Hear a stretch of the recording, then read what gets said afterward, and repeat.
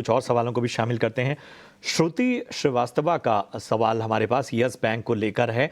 6,250 share इन्होंने yes bank के लिए हुए हैं।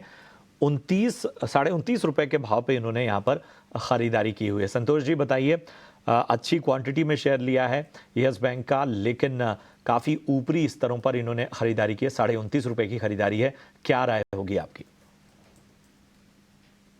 अगर आपका भाव आ जाए तो आप निकल जाएं, क्योंकि अगर जो वैल्यूएशन देखें 1.83 टाइम्स करंट मार्केट प्राइस पर है, और 29 पे तो काफ़ी ज़्यादा होगा। तो मुझे लगता है कि इतना वैल्यूएशन इस स्टॉक को नहीं मिलना चाहिए, क्योंकि कंपनी में ग्रोथ नहीं है। आप काशा को देख लें, निम को देख लें, तो जो इंडस्ट्री का स्टैंडर्ड है उस पर नहीं खरी उतरती है कंपनी।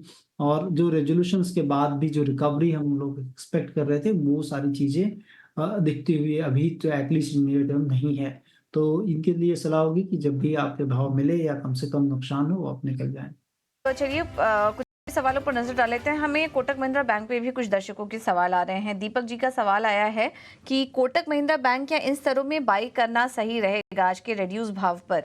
संतोष जी, क्या सलाह होगी आपकी, क्योंकि कोटक महिंद्रा बैंक खबरों में भी है, हम लगातार अपने दर्शकों को बता ही रहे हैं कि आरबीआई ने जो सर्कुलर जारी किया उसमें ऑनलाइन और मोबाइल बैंकिंग के जरिए कस्टमर अधिग्रहण पर रोक लगा दी है। स्टॉक इस वक्त अपने सारे ही डेली मूविंग एवरेजेस के नीचे है और 3 साल के निचले स्तर पर जा चुका है। क्या ये मौका सही है स्टॉक में एंट्री लेने का?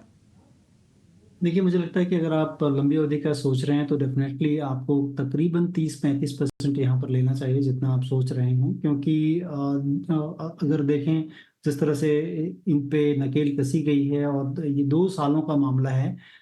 इसी तरह का सिमिलर इंसिडेंस हम 2020 में दिसंबर के महीने में एचडीएफसी बैंक पर देखा था, और तकरीबन जो है 7-8 महीने बाद वहां से उसको बैन को हटा लिया है आरबीआई के द्वारा, क्योंकि कंपनी कंप्लाइड हो गई, बैंक।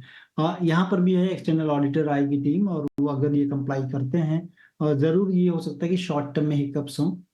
यहाँ से भी सब्सटेंशियल कोई भी करेक्शन होता है तो लेना चाहिए, क्योंकि हम जैसा देख रहे हैं कि कोटक महिंद्रा बैंक के जो शेयर्स हैं उसमें काफी कॉन्ग्लोमरेट बिजनेस है, कई बिजनेस हैं। एएमसी है, लाइफ इंश्योरेंस कंपनी है, इसके एक प्राइम बिजनेस है। ICICI security, sorry, Kotak Mahindra securities हैं। तो ये सारे बिजनेसेस जो हैं वो तकरीबन हम देख रहे हैं कि 400 एसओटीपी वैल्यूएशन करें तो 400 रुपए के पास उनका, और स्टैंड लोन वैल्यूएशन अगर आपको देखें तो इस भाव पर तकरीबन 1200 है। बुक वैल्यू 627 रुपए के आसपास है, तो 2 टाइम्स ऑफ बुक वैल्यू है। यहाँ पे थोड़ा लें, और थोड़ा नीचे आए तो लें, क्योंकि प्रोस्पेक्ट ऑफ ये बैंक का काफी अच्छा है, और बैंक काफी कंजर्वेटिव रही है। अगर आप एसेट क्वालिटी के लिहाज से भी देखेंगे तो जब भी जो है बैंकिंग सेक्टर में जो भी चीजें हुई हैं उससे बची रही थी बैंक। तो ये सारी चीजों को देखते हुए लग रहा है कि लेना चाहिए बैंक। हाल फिलहाल में इनके सीईओ भी चेंज हुए हैं, उदय कोटक के बाद नए सीईओ आए, बाहर से आए हैं। मुझे लगता है कि काफी अच्छा हो सकता है, तो प्रोस्पेक्ट अच्छे हैं। थोड़ा यहाँ लें, गिरने पे और ज्यादा ऐड कर सकते हैं।